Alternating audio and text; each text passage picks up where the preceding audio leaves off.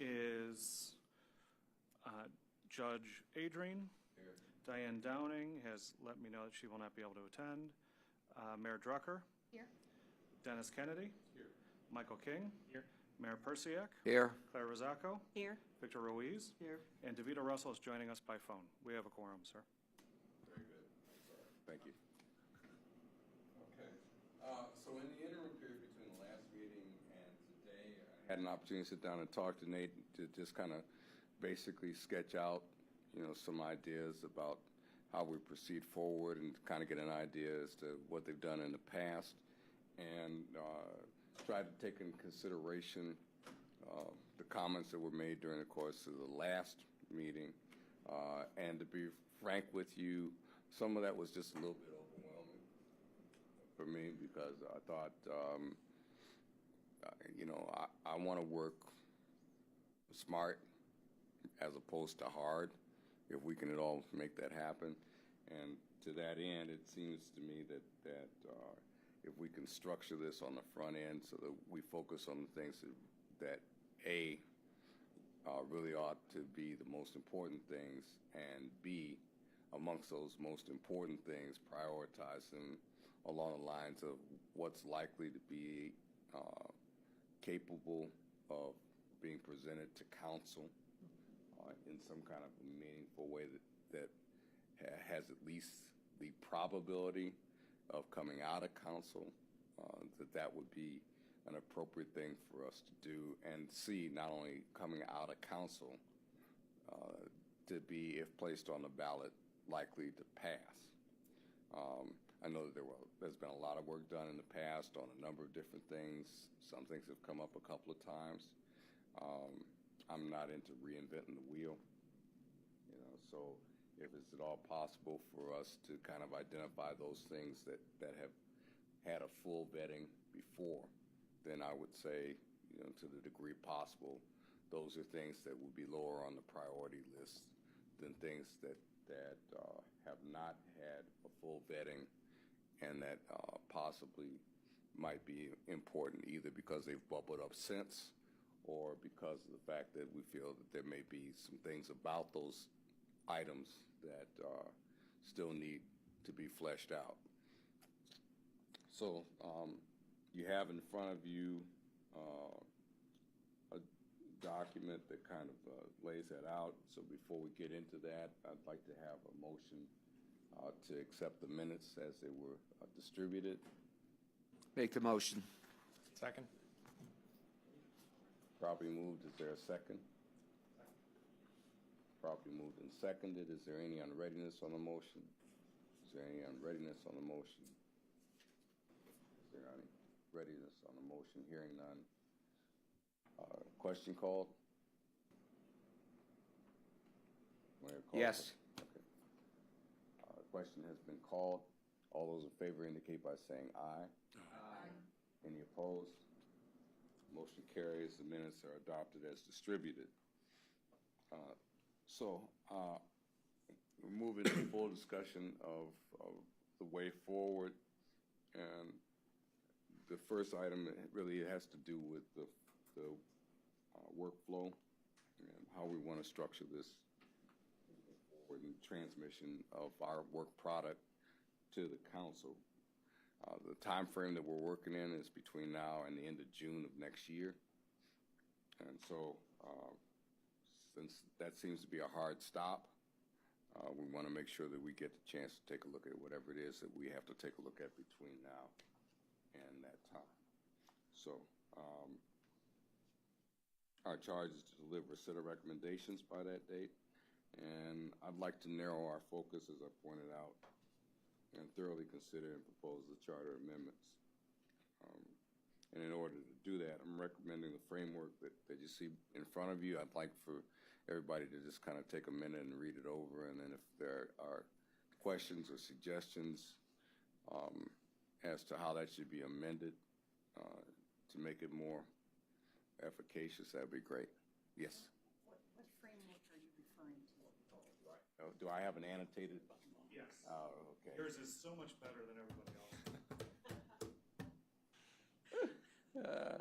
Okay. So We don't have. See, that's what happens when you assume things. Okay, so, as I said, our charge is to deliver a set of recommendations, and we want to narrow the focus.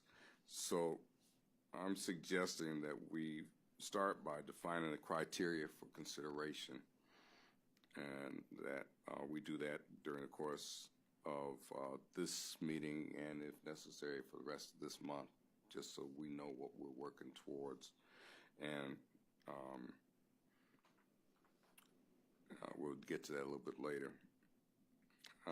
We need to invite, after we've got that kind of nailed down, proposals for our consideration probably in the month of November, after we've got this kind of together, and focus on the topics that we come up with and that are presented to us. We want to invite the public, and in particular those people who are going to be most affected by any changes that we put together.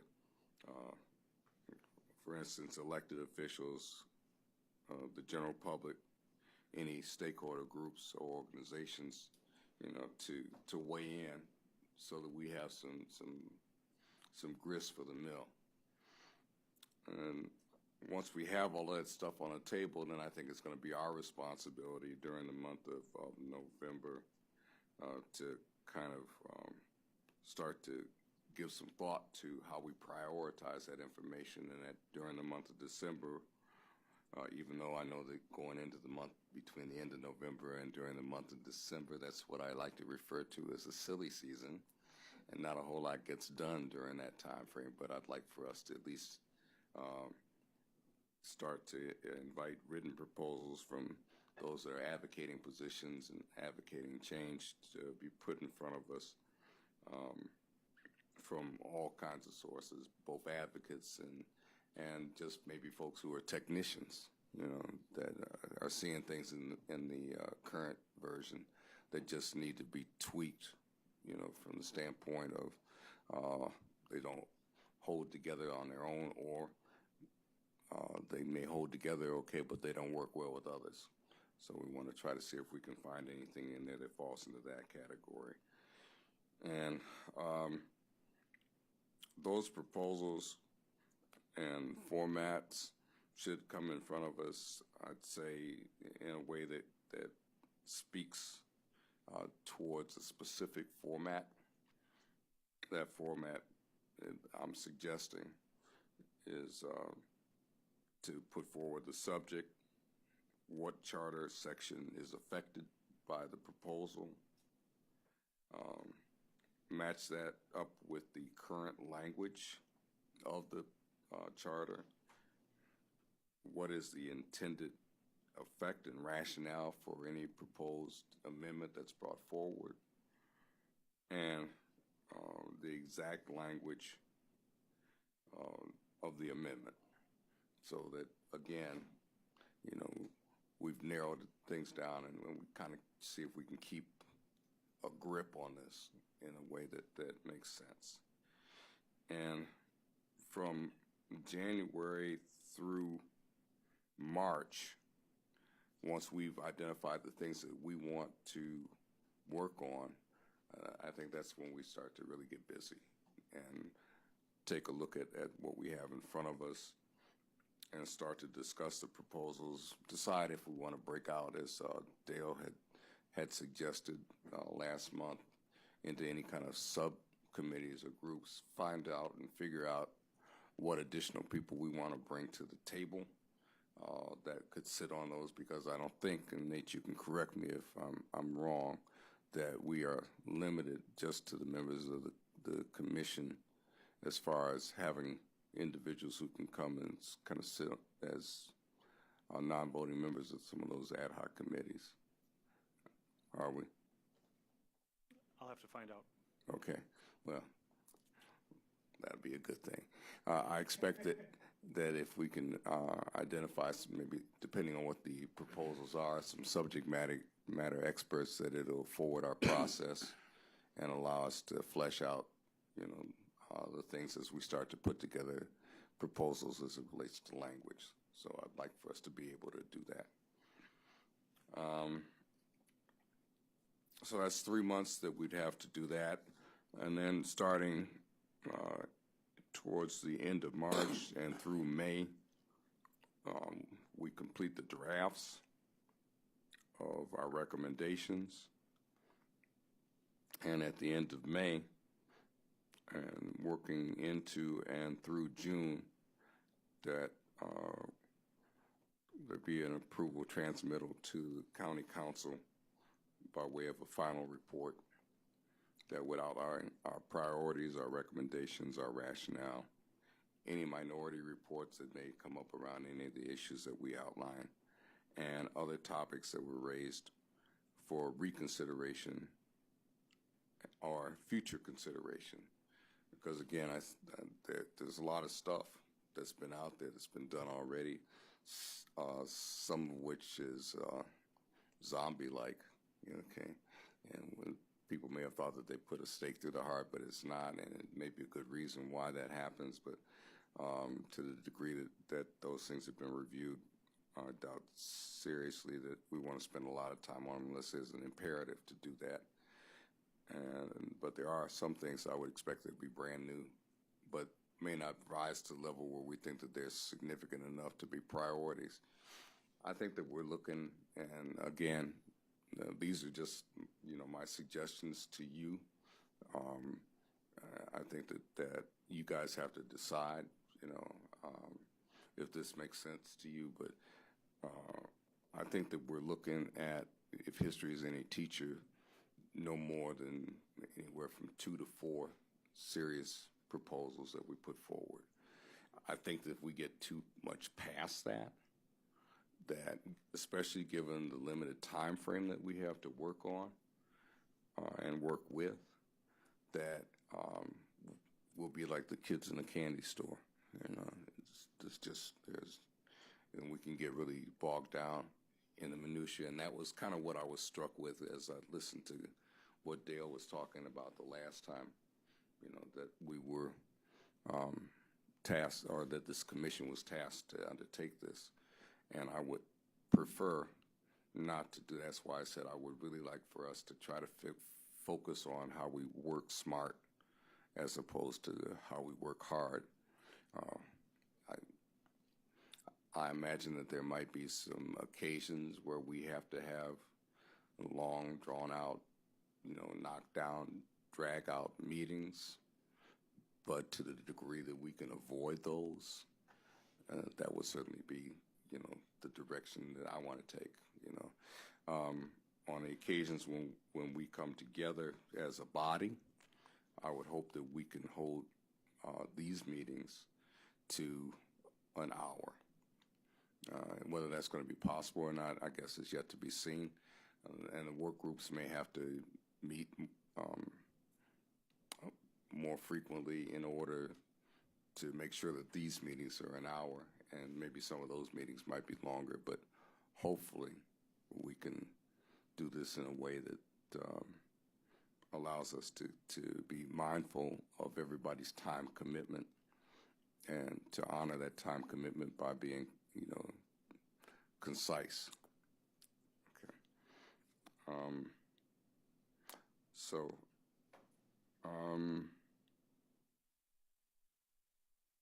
We got a PowerPoint. So on the screen, sir, are the dates and topics that you just mentioned for discussion for our workflow. Okay. Excuse me, you're going to get us a copy of that emailed or somehow, because we did not receive that. Sure. Well, So that would be good if we could have that, so we can use it as a guide. Draft before we published it, wanted to make sure that this is a workflow that makes sense for you guys, and we'll send it out if this is what makes sense. The other thing that I think that we were trying to also be mindful of, that this is a public body, and so the things that we do publish are going to be public record. And so before, anybody got their hands on, any piece of it, wanted to make sure that there was at least majority approval, if not general consensus, that this was a way to go. So there we are, kind of for you to take a look at, and then we can see where I fell off the log. Well, I don't think you did. I'm glad you did it, and I think it identifies what the expectations are, and I appreciate that. Thank you. It's my pleasure. Okay. So, we want to discuss the criteria for consideration to determine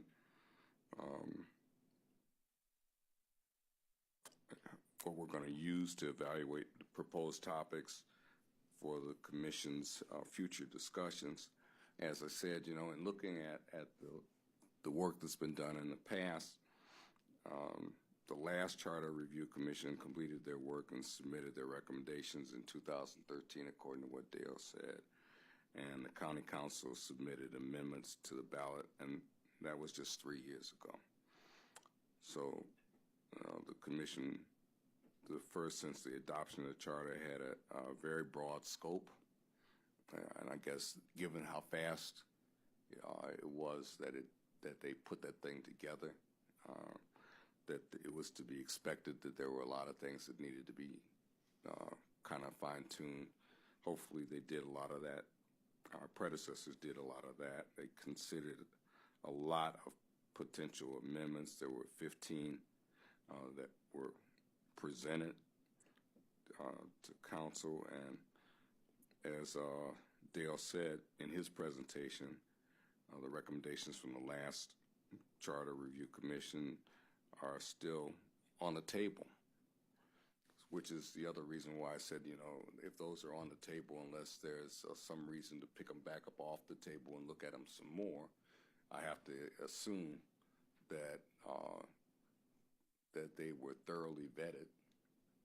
We can go back and we can, you know, take a look and see if there's anything that any one of you, you know, feels needs to be revisited. But in the absence of that, if it was vetted before and it's currently pending in front of council and they can choose to either move it forward or leave it where it is, if they haven't moved it forward, you know, up to this point in time, unless we tweak it in such a way that would cause them to make it move forward, I gotta also assume that there are rationales and reasons for why they haven't bothered to do that. I would expect further that if it's just a matter of they didn't get to it, that now that we're reconstituted, if they feel as though there's a need for us to take a look again, that somebody from the council will raise the issue with us, that we review some of the things that are still pending. But even under that circumstance, unless they're pointing us at information that was not presented the last time in support of the proposal, it's you know, my position that there's no reason for us to go back and try to reinvent a wheel that's already rolling, if that makes sense.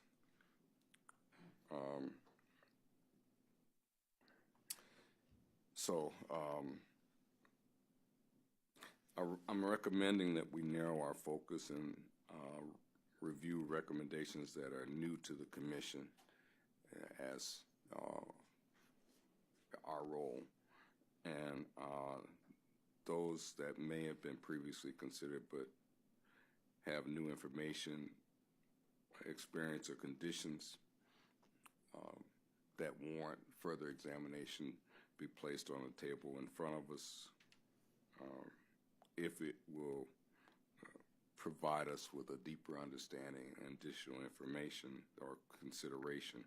I'm also recommending that we acknowledge the environment that induced the charter and that we recognize that this is a different time and that there's a different environment, and we have to try to adjust in order to make sure that what we're doing is relevant to those times.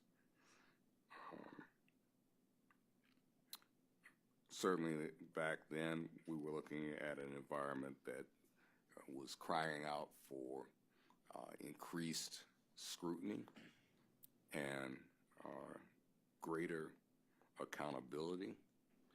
And I'm certain that none of us want to seriously imperil either one of those two considerations. But by the same token, I think it's also our responsibility to look at how those things play as it relates to efficient operation of council, the executive,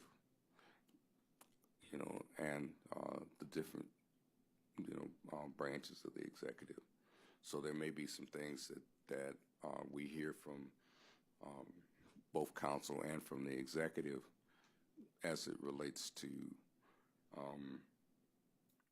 their assessment as to how those things are working and why we might want to consider making some recommendations for change.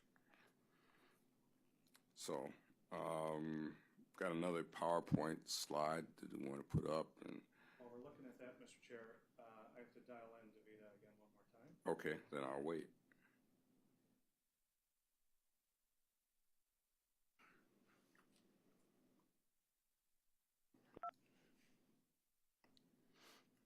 Your call cannot be completed as dialed. Please.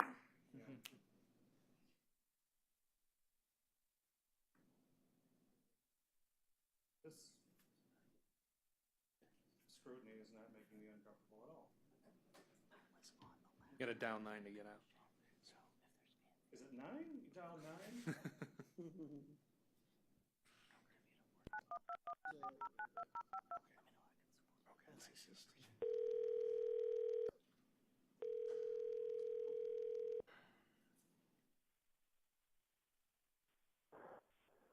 I'm back. Sounds good. She's back.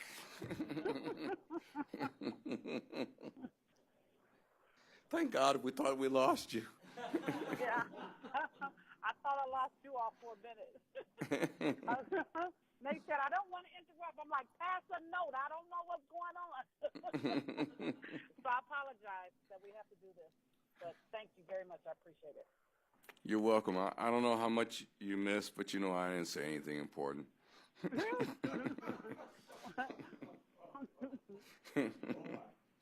Well, I'll listen as you all continue. Okay. One of the things that we did say, DeVita, is, I'm working off of a document that put together as a result of conversations that I had with Nate, about just general direction. And after we finish up today and we've had an opportunity to vet this process, we're going to reduce this one to writing also,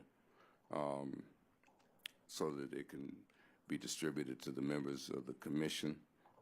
And hopefully it's a document that will encompass our consensus of how we go about doing our work. Oh, wonderful. I did like what I heard about prioritizing the items that we need to concentrate on first, and then moving forward with the other items. At the last commission, we had a lot of information, I guess, because it was the first commission, but I guess with this commission, it should be a lot more easier, hopefully. I would sincerely hope so, because, what Dale put forward last time sounded an awful lot like work. It was work, believe me. Yeah. Okay. So where we are now, DeVita, is we're starting to take a look at some criteria to start to consider. And we've got it up on the board, which, of course, because you don't have Superman's vision, you can't see. But we're going to go through it one item at a time and see if we can, like I said, come to consensus. May I ask a question before Yes, ma'am. you start? How long do you plan to be there this evening? I said at the beginning that I'm trying to keep these meetings to no more than an hour if I can at all possible. Okay. And, I may or may not be successful. It might be a fool's errand, but that is the goal. And, Okay. and that's going to be the goal for all these meetings, to try to keep them as closely as possible to an hour. And we're already a half an hour done, so we'll see how that works out for us. Okay. Okay, well, Nate and I did talk, so if the meetings last longer, that would give me an opportunity just to leave work and come straight on down. Okay. So I just, if you let me know, then when I get off, I can just head that way, or you say, hey, just keep listening. Okay. Well, All right. you're just giving me a reason to drag them out. Well, at least you're starting earlier than we did. We didn't start till 5, and sometimes we were there till almost 8 and 9 at night. So at least yeah. But it was the first. You have to understand, it was the first commission, so Yeah. it took a lot of time and a lot of work. So Okay. I hope never to be moving out of here at 9 o'clock at night. very good, very Okay. good. Okay. Okay, so we got the criteria up on the board. We can take them item by item. I've got question marks at the end of each one of them, so that either it's, I guess, a thumbs up or a thumbs down as it relates to them. The first is taking a look at items that were evaluated by the prior commission. I think that's something that we probably need to have some discussion about, whether and how, and what the logistics would be of taking a look at the things that have already been reviewed. And so I'm open, first of all, to suggestions as to whether or not it makes sense for us to start there, and if so, what we need to do as far as pulling things up off the table. Because as I look through what Dale presented, obviously there were some 15 recommendations. Only 3 of them were, moved forward. So what? There's 9 of us. So there's more recommendations than there are members of us. So are there any suggestions about? Just one, Judge, if I may. I mean, there's been 4 years between this, and if it hasn't been a discussion amongst the county council in that 4 years, and unless one of the county councilmen or the county executive brings it to our attention, I would pretty much subscribe to the outline that you put forth here today. Okay. Well, that's fine by mine. Okay. If it's okay with you guys, then it's okay with me. If it hasn't been raised previously, or I should say, if it's not raised subsequently, then as far as I'm concerned, it's in front of them. They've already got it. If somebody on council wants to suggest that we pick it up off the table, then we can do that. Otherwise, it's a sleeping dog. I'm not going to kick it. I agree. Okay. The second would be new information or conditions for those prior recommendations, and that still falls into the same category unless if somebody brings it to it. We're not going looking for new information on things that have already been vetted. The third thing has to do with clarity of language, which would just be a general review of the document and any suggestions that might come to us, probably from staff, either council staff or executive staff, about either awkward language or unclear language, with the idea that we would try to correct those situations so that it would be made more plain. The next one, the one about best handled by the charter, there are probably a lot of things out there that people might bring to us that are just, they might be appropriate for some other kind of a vehicle, but don't belong in a fundamental document. And so I think that we need to gauge, as people make recommendations to us, whether this is an appropriate topic for inclusion in the charter. And if it's not already in the charter now, why should we add it? And are there other places where it can be parked So that would be one of the things I would think and hope that we would, keep in mind as we're looking at the proposals. What I told Nate when we sat down to talk about this is that I'm looking at this process really to be more of an exclusive process as opposed to an inclusive process. In other words, it's just like with the Constitution of the United States.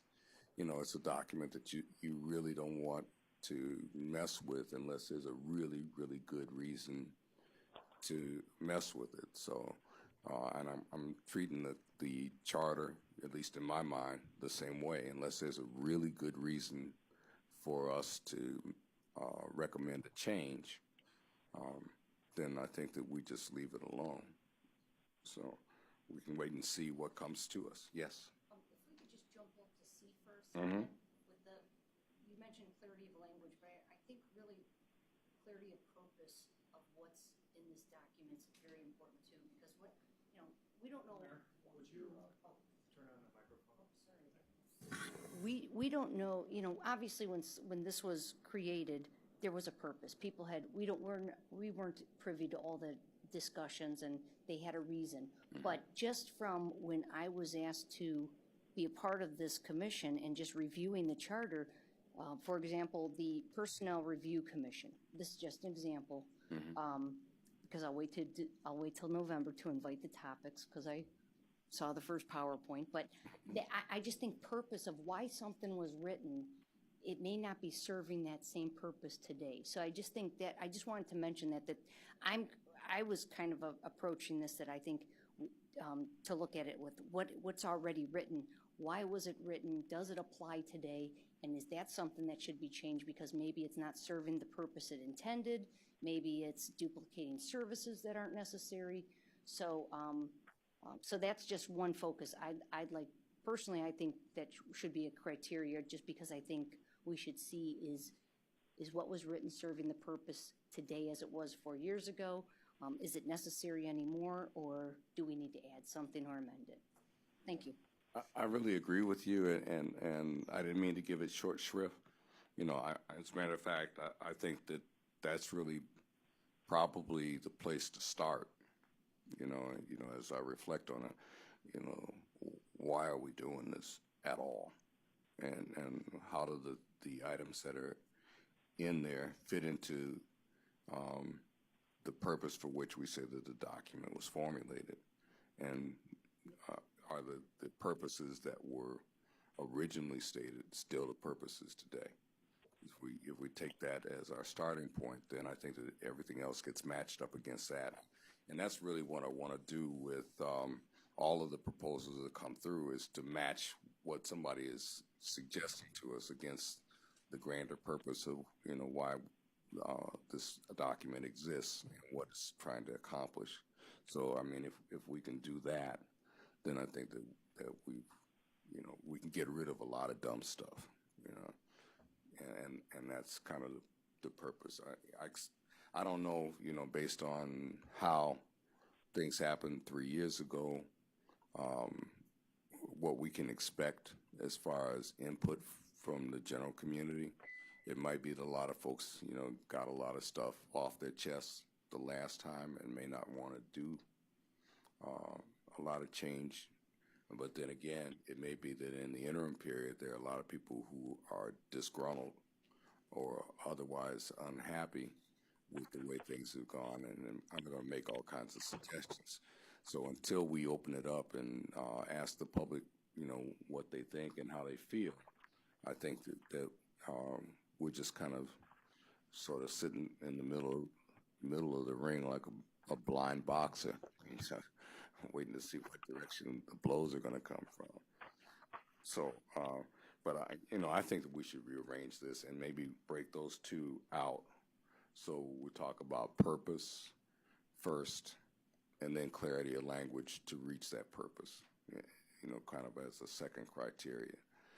And as we're talking about doing this, perhaps one of the things we can talk about is even how we prioritize the criteria. They're all important, but some may be more important than others. Okay. Um, the next one, because we've talked about whether or not it's best handled by the charter or something else. The next one is to contribute. Next criteria would be how does it contribute to government accountability, effectiveness, and efficiency. So, as we read through the document, we may identify some things that either don't seem to make much sense on their face, or if they made sense on their face 3 years ago, may not still in practice, with 3 years of practice under their belt, make sense at this point in our history. So I think that we need to look at the document from that standpoint. How does this forward accountability? How does it forward effective, implementation of county functions?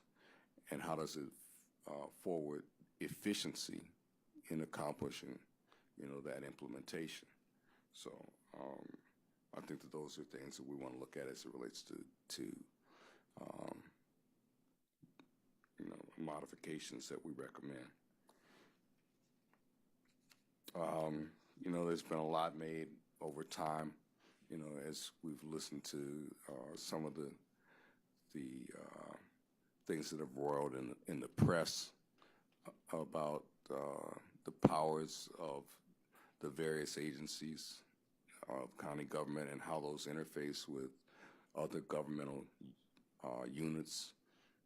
There might be some questions about whether or not there's either too much power vested somewhere or not enough power vested somewhere.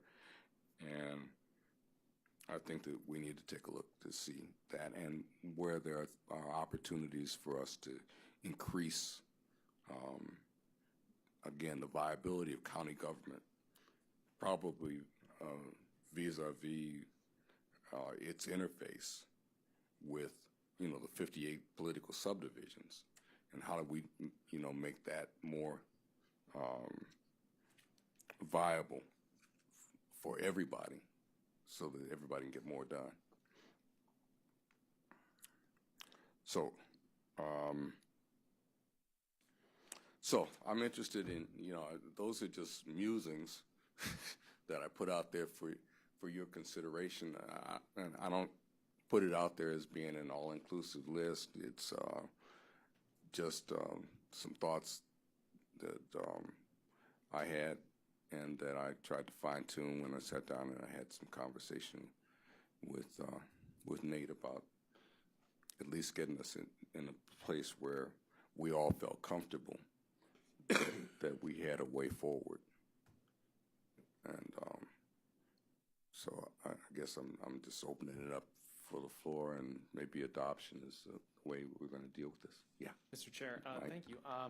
I think it's a very good list as it relates to evaluating criteria. I had a sort of quick question going back to the process in terms of how we accept proposals.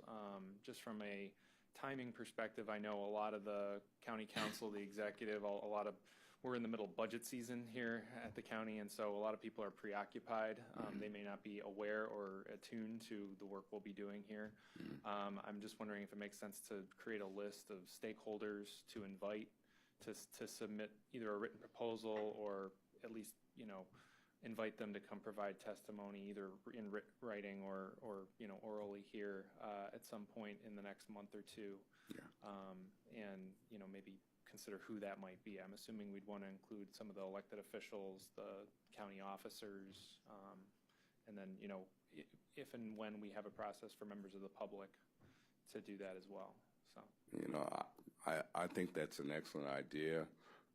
I had been trying to give some thought as to the best way to publicize what we're doing in order to have the widest array of individuals who might want to weigh into this.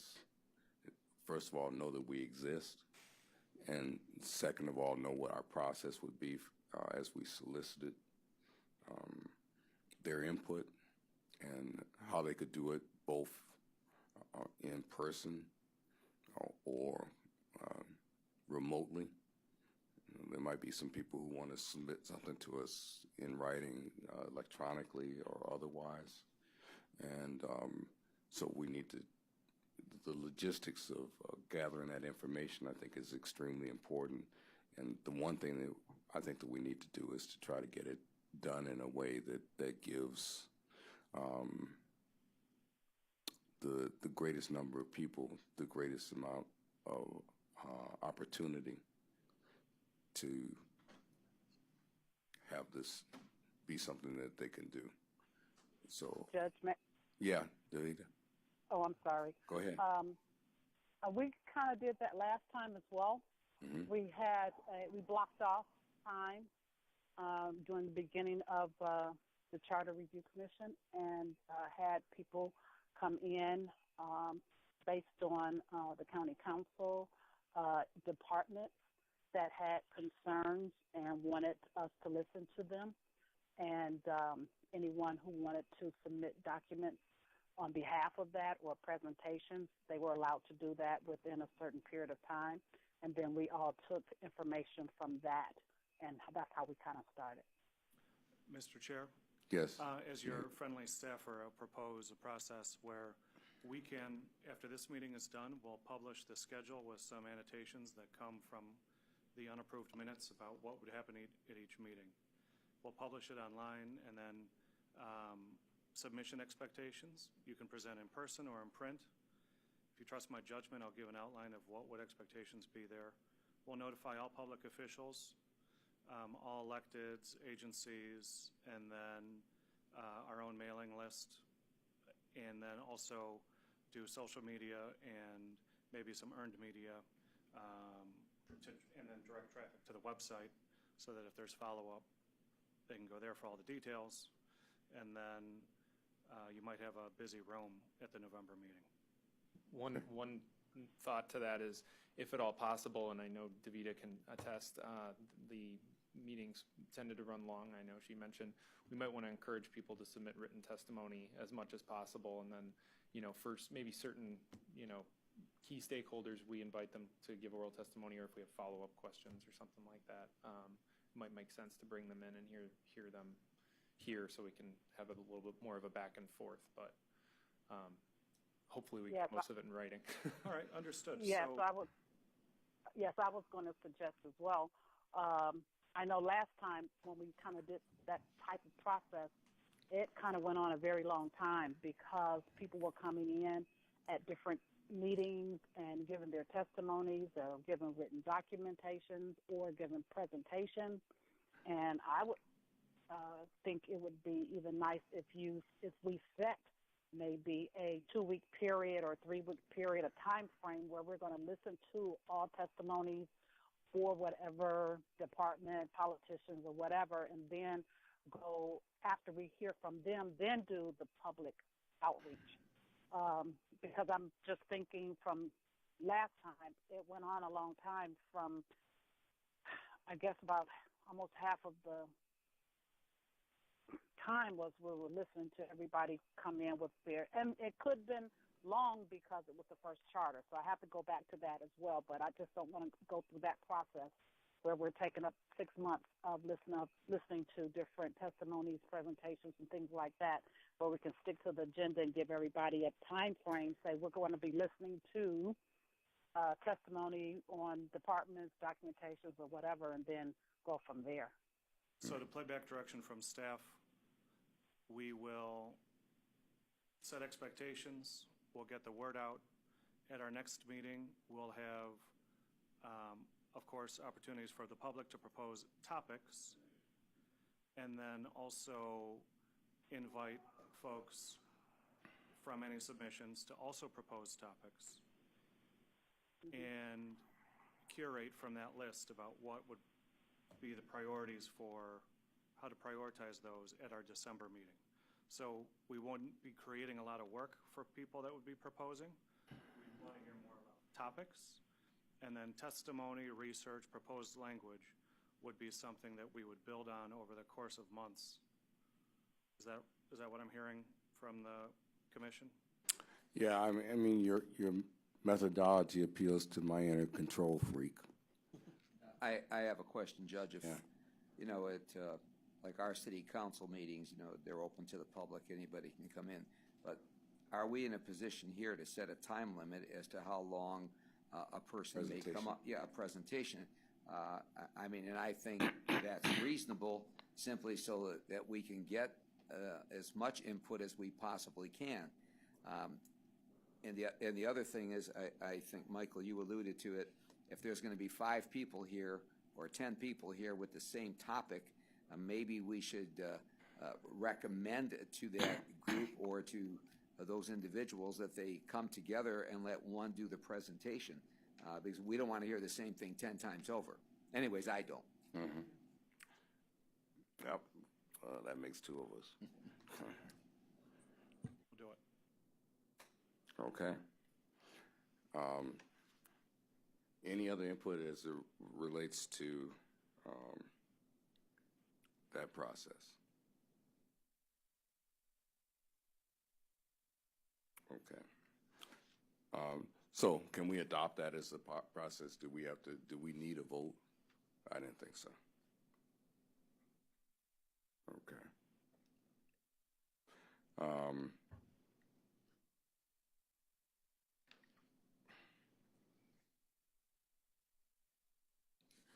All righty. I think if we have consensus on the criteria, and we've got kind of established our marching orders as to what we expect to do in each of the upcoming months, that most of our work here for the day is done. We have 2 members of the public that would like to speak for that. Absolutely. Our meeting. Okay. First to sign in is Ms. Lou.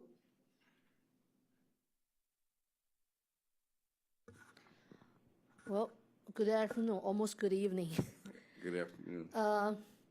All the ideas are very good here, but I have to say something slightly different. Even you consider there will be all kinds of things from the public, but still, some of the public sources, they may already have the similar experience as you guys all do have, administration background, and certain knowledge about government structures.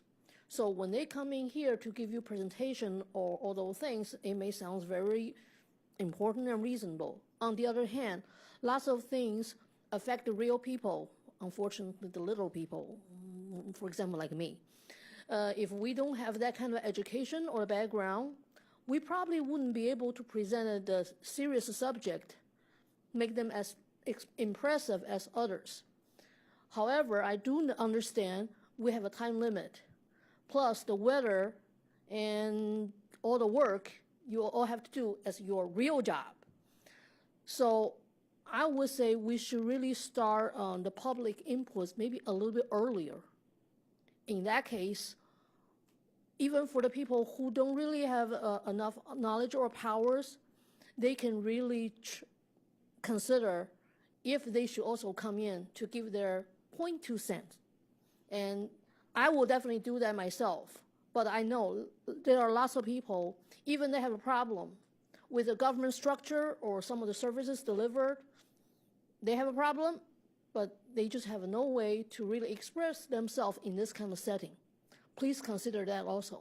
Thank you very much. Ms. Lou, can I just... Lou is okay. Okay. Lou, can I just kind of explore some of what you just said with you for a minute? You might? Okay.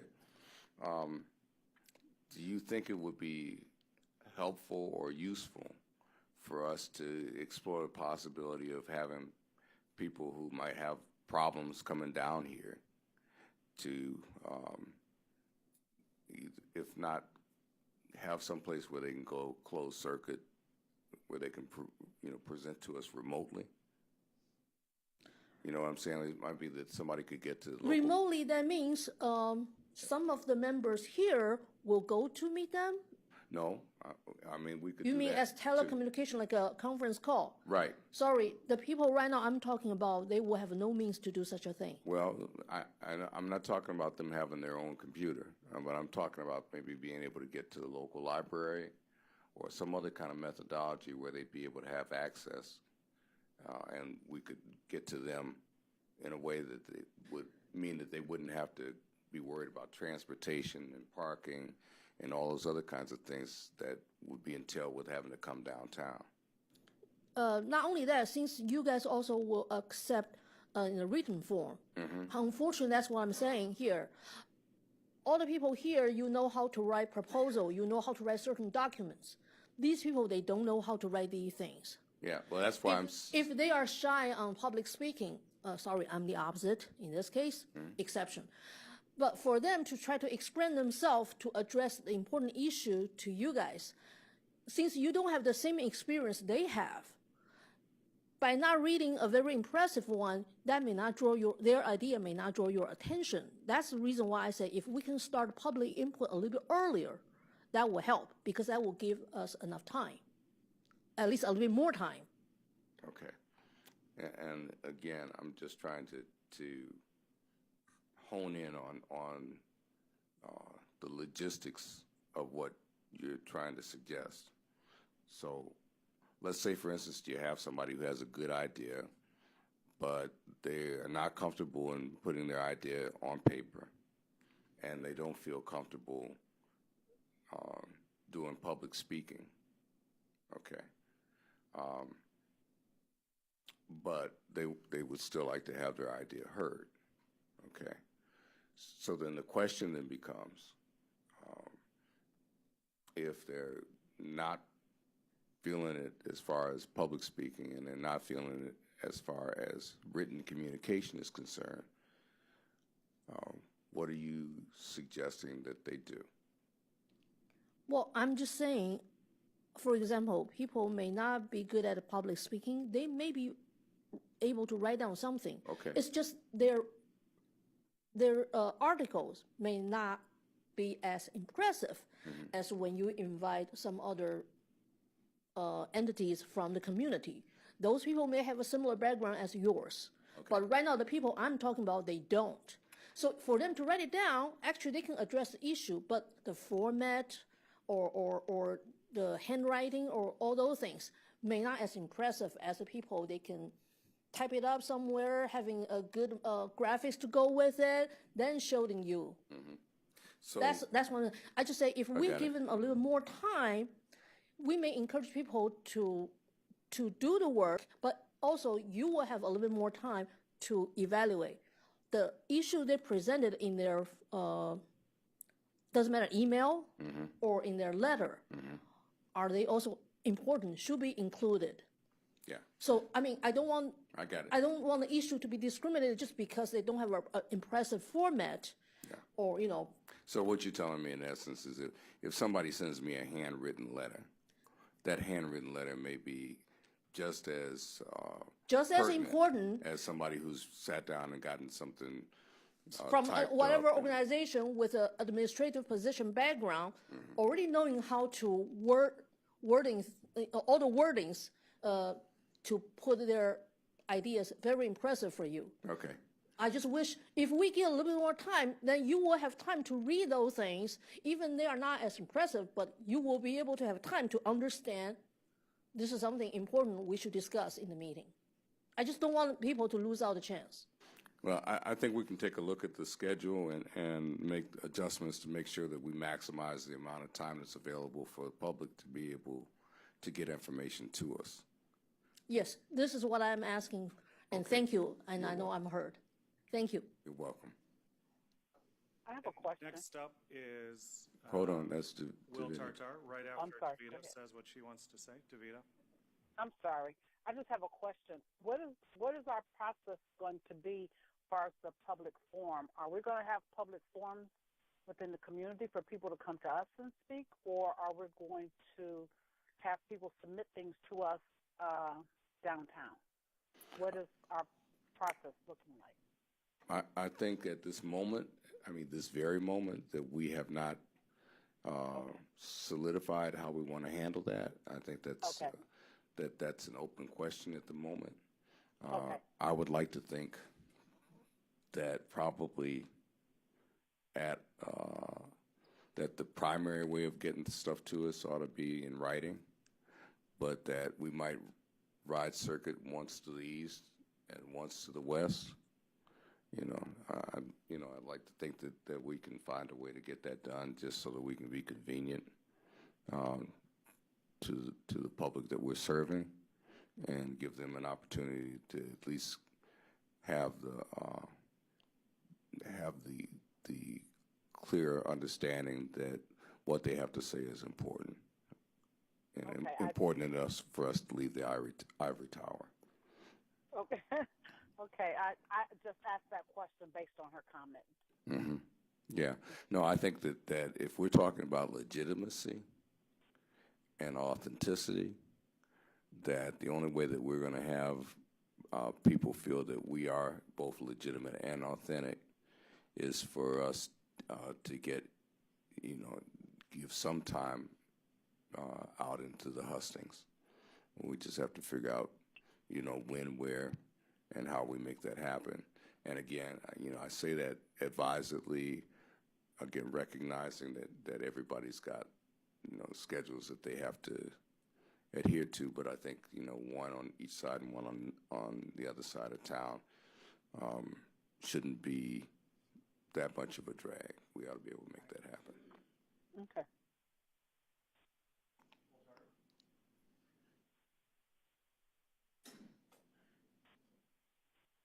There you go. All right. Thank you, Mr. Chairman and members of the committee. I'm William Tarter, Jr. Hi, Davida. Hi, William. I was one of the 9 of the original Charter Review Commission, for those of you who have not had a chance to meet yet. And I will just want to second real quick that it was a worthy purpose, but sometimes it felt like work, even though we weren't getting paid for it, but it was important. I just wanted to speak, actually to dovetail a little bit on what Lou had mentioned earlier, in that when we initially had invited speakers to come and speak, on one hand, you wanted to invite the public officials because you wanted to make sure that their perspectives were included in the work that was going on. After all, they are the ones who are in government every day, and they're aware of some of the intricacies of the conversations that we're talking about. On the other hand, when you have elected officials, many times they are in the roles on an everyday basis, and the perspective and experience of the members of the general public might be different than the elected official. And so I find myself mirroring the thought process of what Lou was talking about, where she mentioned the importance of ensuring that members of the general public who might be interested in appearing before the committee, not just in written testimony, but might have the ability to share a thought or idea that would invite some type of exchange with committee members for more information to kind of understand, the thought process behind the proposal would be just as important for members of the general public as it would be for the elected official who is making those recommendations based on their own experience as well.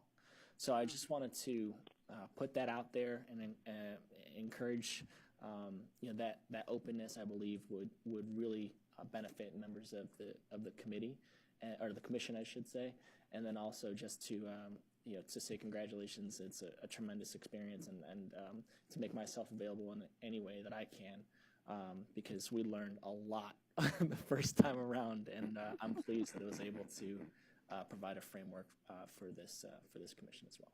So I appreciate that. Thank you.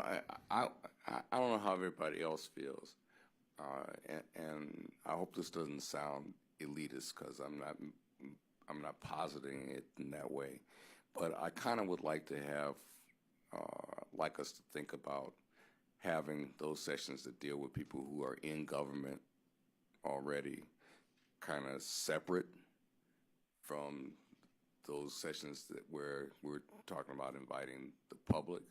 And the reason why I say that is that I don't want the folks that are coming in from the public to feel that their input is being subordinated, to the people who are in government. And if they have sessions that are specifically to get their input, that I'm feeling as though they might feel more open. Some folks may feel less intimidated. Some people might feel more empowered. That they actually have our ear, they have our ear. Then if it's a situation where they're sharing the platform, with a government official. And that's just my thought process. I don't know how everybody else feels about that, and I'm willing to accept pushback. I second that. Okay, Lou. Yeah. Okay. Anybody got any thoughts? I think it's a great idea. Okay. I agree. Thank you for the opportunity to offer that, and thank you to serving on this commission as well. Thank you. Thanks. Okay. As my former bailiff's music teacher used to say, where are we at?